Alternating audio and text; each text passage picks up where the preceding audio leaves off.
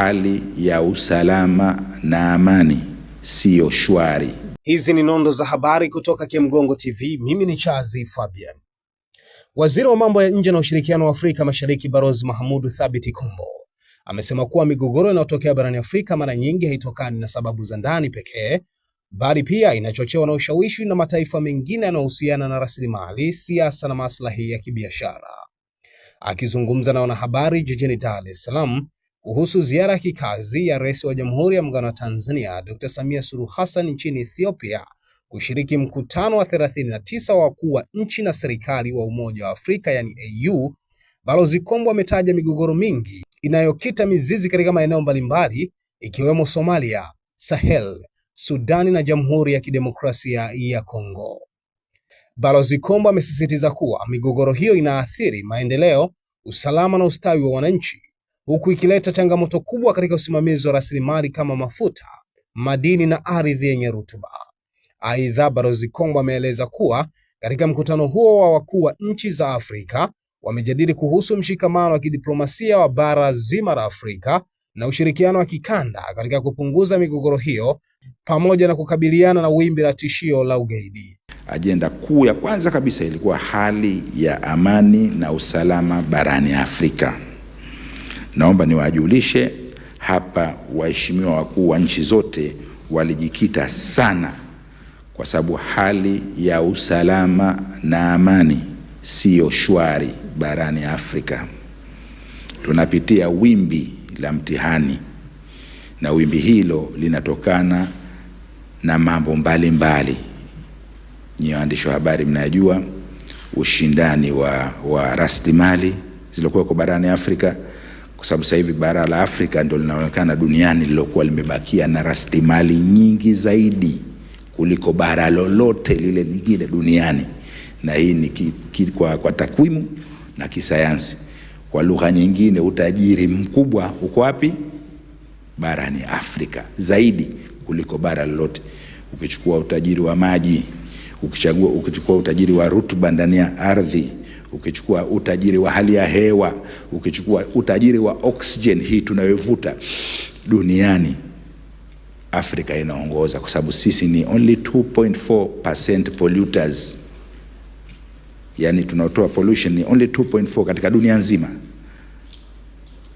Kwa hiyo 97.6 ni dunia nzima inayotoa pollution, ukichukua ile overall pollution.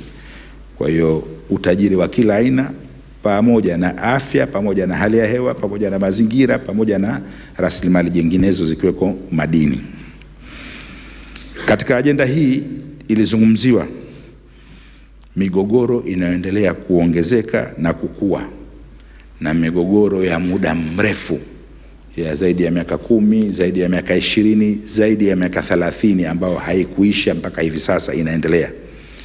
Miongoni mwa migogoro iliyochukua chati juu kabisa ni Somalia, kwa sababu juzi umezuka mgogoro mwingine, nadhani na nyinyi wote mmesikia.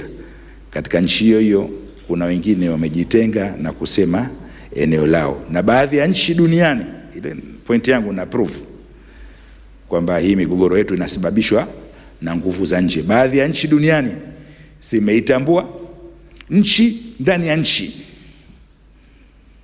Sasa huo ni mgogoro mkubwa ambao unaendelea, na baadhi ya nchi kutambua, nchi nyingine zimeungana na wale waliotambua, muungana mkono. Kwa hiyo huu ni mgogoro ambao moja unaendelea na umejadiliwa kwa kina sana. Baadaye ikitakiwa ufafanuzi tutatoa.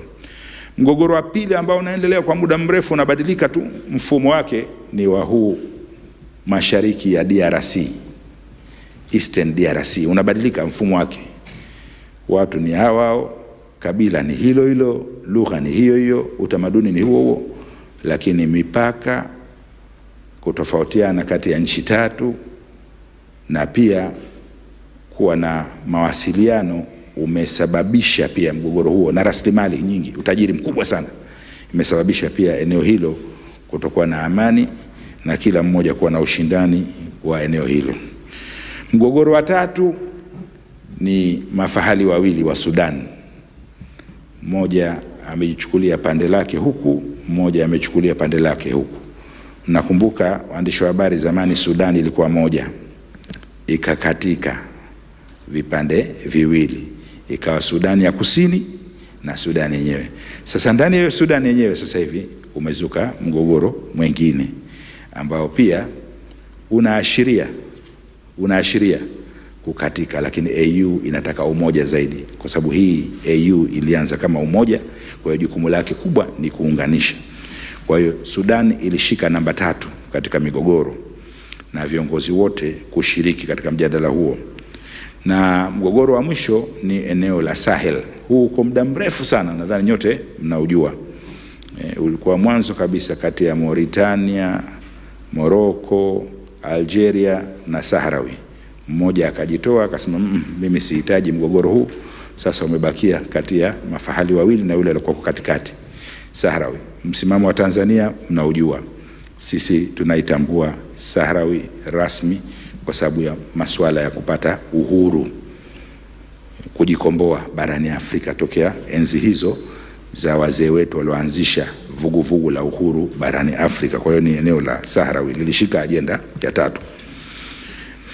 Mengine yaliyojadiliwa katika eneo hili ambalo naweza kusema lilichukua muda mrefu zaidi, hali ya amani na usalama barani Afrika. Mengine yaliyojadiliwa ni masuala ya ugaidi, movement za makundi ya ugaidi kuingia kusini mwetu huku eneo la Cabo Delgado, kaskazini kwenye Horn of Africa na kwingineko. Ni movement nzima pia nayo ilizungumziwa. Kama mnavyojua, Tanzania imekuwa ni mjumbe katika Baraza la Usalama na Amani la AU kwa miaka 4 mfululizo, mara 2. Na mwaka 2029 Mungu akitujalia, Tanzania itakuwa mjumbe katika Baraza la Usalama na Amani la Umoja wa Mataifa. Yaani tunaingia kwenye Security Council 2029. Hivi sasa tulianza tokea 2022 hadi mwaka huu tunamaliza rasmi kuwa mjumbe wa Baraza la Amani na Usalama barani Afrika. Na ndio maana sisi ushiriki wetu ulikuwa mkubwa kuanzia mwanzo kwenye ajenda mpaka uwasilishaji kwenye Baraza Kuu la Umoja wa Afrika. Sikiliza, unataka kujenga nyumba imara kwa bei nafuu? Karibu Kemgongo Hardware. Tunaopatikana Dodoma karibu na ofisi ya kata ya Mchuka, mkabala na barabara ya lami ya kuelekea Mvumi. Sisi Kemgongo Hardware tunauza vifaa vyote vya ujenzi, kuanzia saruji, nondo, mabati, rangi hadi matofali. Matofali yetu sasa yanapatikana kwa saizi zote kama vile inchi 5, inchi 6, yakiwa katika hali ya uimara na yenye ubora kwa bei nafuu zaidi ya soko. Iko hivi, Kemgongo Hardware ndio sehemu sahihi kwa ujenzi wako wa ndoto. Wasiliana nasi kupitia simu namba 0750694276 ama 0653611722. Kemgongo Hardware, karibu ujenge nasi kwa gharama nafuu.